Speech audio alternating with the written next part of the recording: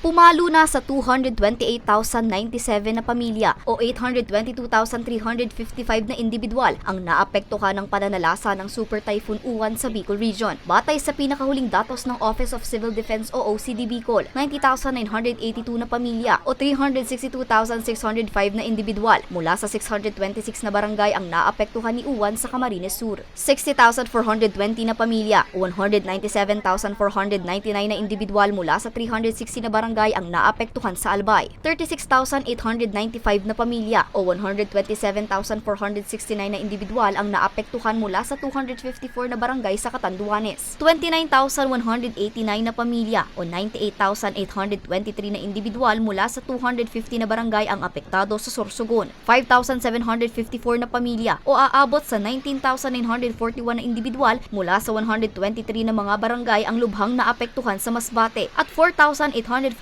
na pamilya o 16,080 na individual mula sa 141 na mga barangay naman sa Camarines Norte. Batay naman sa pinakahuling datos ng OCD Bicol, 2 insidente ng landslide ang naitala sa Camarines Sur, partikular sa Iriga City at sa Presentacion. 13 mga barangay naman mula sa lalawigan ng Catanduanes ang naapektuhan ng storm surge. Ito ay ang mga barangay Balite, Batag, Palnab del Norte, Palnab del Sur, Rawis, Salvacion, San Juan, San Pablo, San Vicente, Santa Cruz at Talisay. 167 naman ang mga barangay sa buong rehiyon ang baha pa rin hanggang ngayon, habang 26 barangays na ang humupa ang baha. Sa ngayon, patuloy pa rin ang ginagawang post-Uwan damage assessment ng OCD Bicol.